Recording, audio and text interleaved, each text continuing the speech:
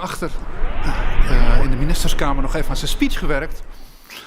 En die moest nog even geprint worden en al die Oekraïnse stekkertjes, die pasten niet op onze stekkertjes. En er is wat heen en weer gemaild, maar er is een speech uitgerold. En daar gaan we straks met heel veel plezier naar luisteren. Ik zal een aantal woorden ter introductie even in het Engels doen. I open this special session of members of the House of Representatives and members of the Senate on the occasion of an address by the President of Ukraine, Mr. Zelensky. I would like to extend a warm welcome to the President, to the members of his cabinet and his official staff. Mr. President, it's a great pleasure to host you here in our plenary chamber. With you are Deputy Prime Minister Ms. Stefanchina, the Minister of Foreign Affairs, Mr. Sabia, Minister of Defense, Mr. Umarov, Head of the Office of the President, Mr. Yermak, and Ambassador Kostin as well. A very warm welcome to each and every one of you. I'm in close contact with my esteemed colleague, Mr. Ruslan Stefanchuk, the President, of course, of the Ukraine Parliament. I follow his hard work to keep his parliament functioning, and he has my greatest respect. I also would like to welcome the members of the Senate and their President, Mr. Jan Anthony Bruin. The world, of course, is changing rapidly, and security and freedom are no longer guaranteed. Moments such as these are important for us to cherish and to underline the importance of freedom.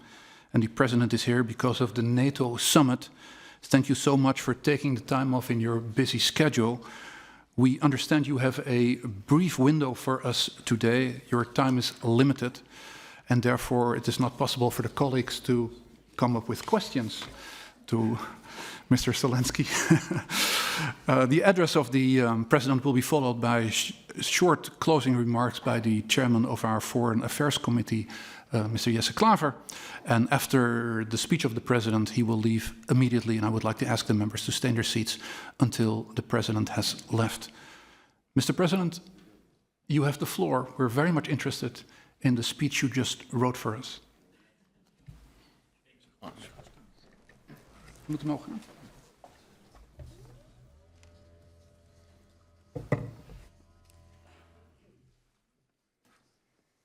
Thank you very much. Dear friends, dear members of the Dutch Parliament, presidents of the House and the Senate, and all the people of the Kingdom of the Netherlands. I'm here with you today in person in your Parliament, first of all, to say thank you. Thank you for the fact that the Netherlands is one of the world's biggest defenders of life and one of the largest in Europe, together with Germany, Norway, and Sweden. Thank you. And we truly feel this support, and we felt it since the very first hours of the full-scale war. And I thank you for every decision that helps save lives in Ukraine.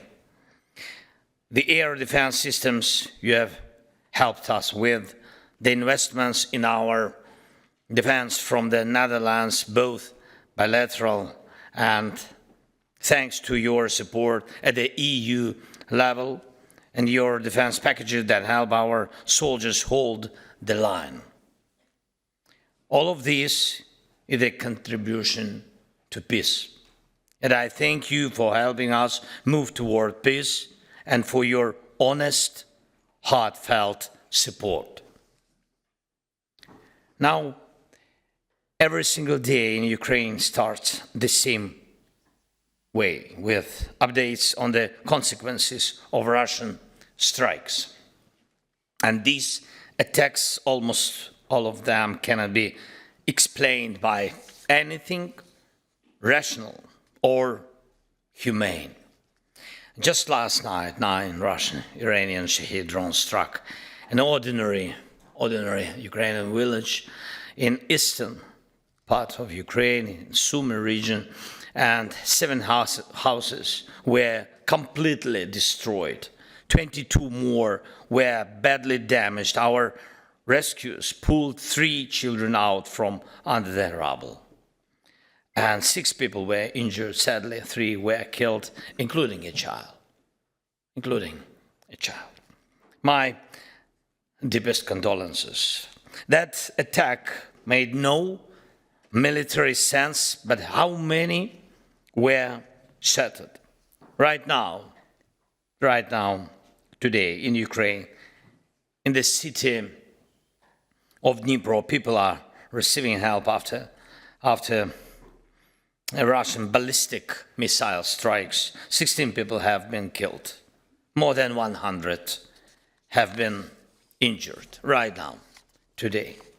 Many homes were affected, schools were damaged, and people were hurt. Even a passenger train was hit as it was simply following its route. The missile exploded right next to it. One way or another, life itself is the main target of these attacks, each one showing the true nature of Putin's war. He did the same in Chechnya, did the same in Syria, and now in Ukraine. His propagandists openly threaten other nations, both our intelligence and yours, and in Europe think that Russia is planning hostile and potentially destructive operations on NATO territory. And we must speak honestly about what kind of operations these are and what kind of hatred they show. Putin destroys lives, and that's how he defines control. And if he can kill people, if he can destroy homes, blackmail others, he believes he has power. To Russia, power means being able to kill or intimidate. Without that, they think that they have nothing. That's why they turn everything into a weapon, from old cultural ties of Russia or the Soviet Union to the energy resources they export today. For decades, Russia has built networks in other countries to prepare for sabotage and destabilization. Moscow never truly respects any alliance and always betrays its so-called partners, but it still builds ties with bloody regimes. With the help of such friends, Russia is simply improving its ability to kill. That's why solidarity in defense is so important, so that no one ever has to face them alone. This is not just about defending Ukraine right now, it's about much more. Russia has no right to kill our people. Russia has no right to kill anyone in European cities, which they have already done before. Russia has no right to threaten critical infrastructure in the Baltic, North Sea, or the Arctic, or in any sea in the world.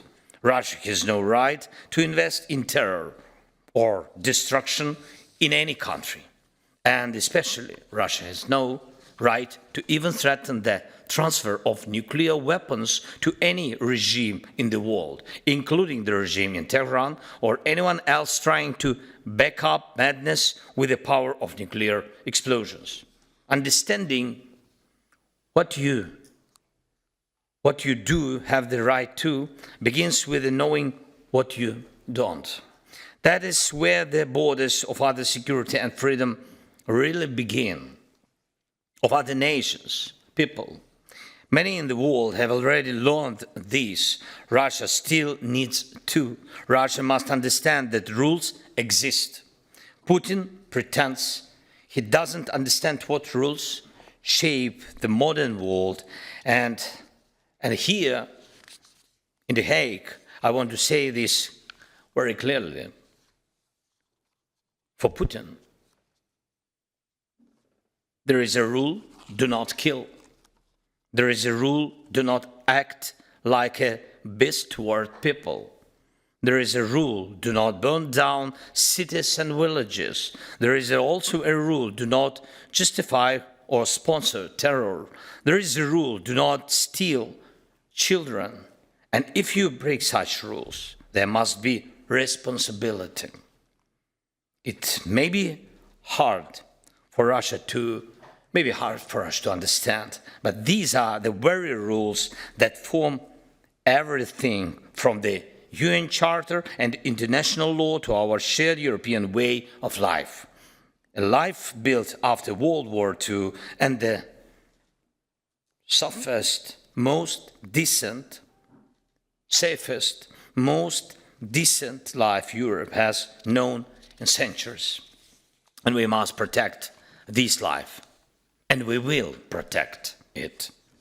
Dear friends, since the beginning of the full-scale war, Russia has used 28,743 Shahid drones.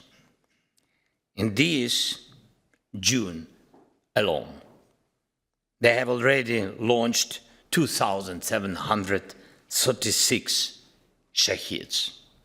Russia could never have done this without its ties to the regime in Iran. And we in Ukraine could never have shut down most of these drones without your solidarity and the support of our partners. This fact speaks for itself. To truly end this war and build a real lasting peace, we need to act on two main directions. First, maximum isolation of Russia. That means political isolation, sanctions of all kinds, and cutting off any cooperation that helps them survive and keep fighting. Every scheme that keeps them going must be shut down, and I urge you to stay strong and principled in your pressure on Russia. We need a strong 18th EU sanctions package. We need tough, painful sanctions on Russian oil. There are many discussions right now about different options for a price cap on Russian oil. What matters most is that the price cap actually works, and when we talk about a price cap, it's important to remember any drop in Russia's oil revenue helps bring peace closer. But what really hurts them and truly limits their ability to wage a war is a cap at $30 per barrel. The world needs to reach this level, not only to help stop Russia's war against us, but also to prevent any future military operations Russia might launch against Europe and the allies. War plans must become deadly expensive for Russia. We need to truly block their tanker fleet and cut them off from international banking. That is what works. And the second direction, stability in defense support. I urge you to back all long-term programs of support and cooperation with us, with Ukraine. Russia must see that Ukraine will not be left alone and that Europe will not back down. And I thank the Netherlands for the new and very important defense package, especially the support for Ukraine's own weapons production. And it's vital to support the need for other European countries to raise their defense spending. Russia is stronger than any one of us alone, but it is weaker than all of us together. That's how Putin thinks in terms of potential, his own potential, and the potential of those he sees as targets or rivals. And if Russia sees that Europe's combined strength leaves it no chance for aggression, there will be no aggression. If Russia feels that we are striking back hard, painfully, then peace will become the most popular topic in Moscow. And we will get there together. Together we will get there. knowing how Putin thinks, knowing how Russia wages war, and acting in ways that truly limit them and make it painful for them, we will bring peace closer. Let's get this job done. Let this war be warning to prevent a much bigger one. Russia must be forced into peace. Thank you for standing with us. Thank you, Netherlands. Slava Ukraine. Thank you. Thank you so much.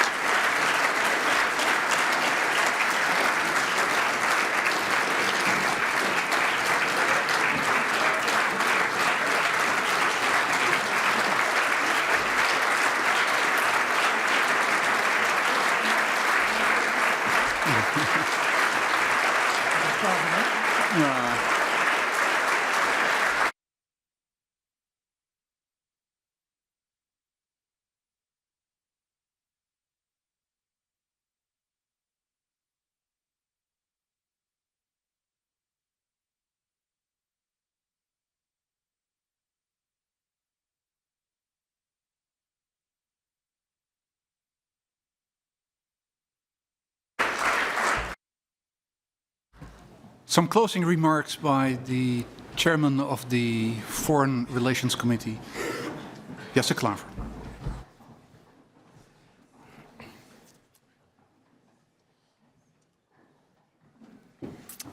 Thank you. President Zelensky, thank you for those impressive and moving words.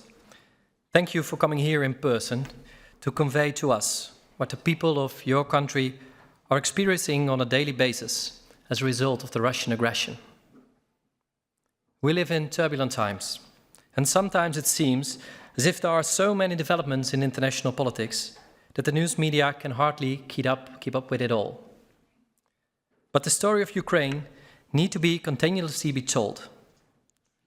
We need to remember that the story of Ukraine, in many ways, is our story too. And when you thank us for our support, I would like to say, don't thank us. We have to thank you for what you and your country are doing to protect European security and democracy. Thank you.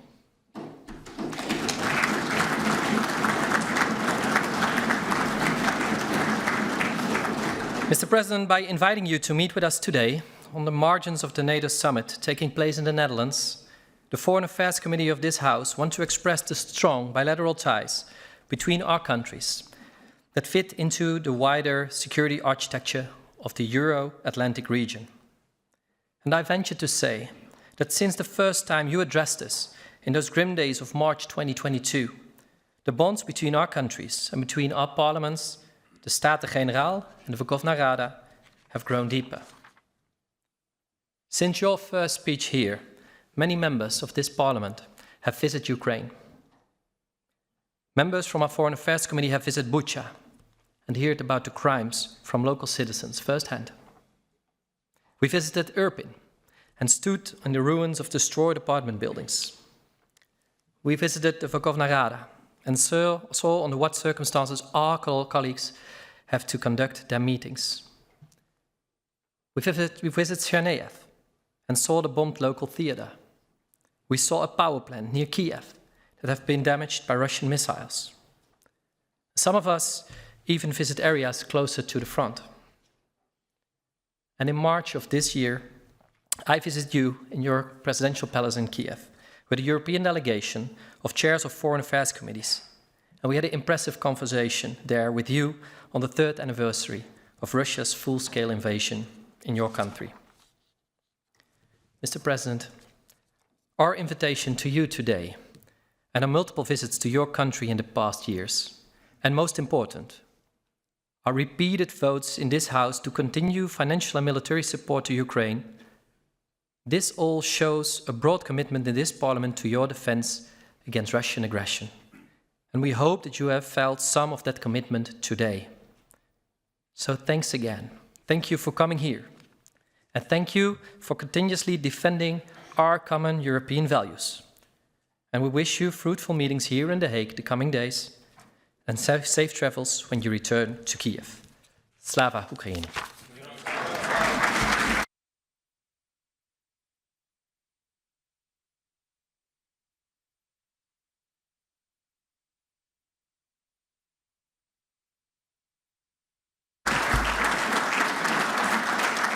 Ik sluit deze bijeenkomst. Dank u wel.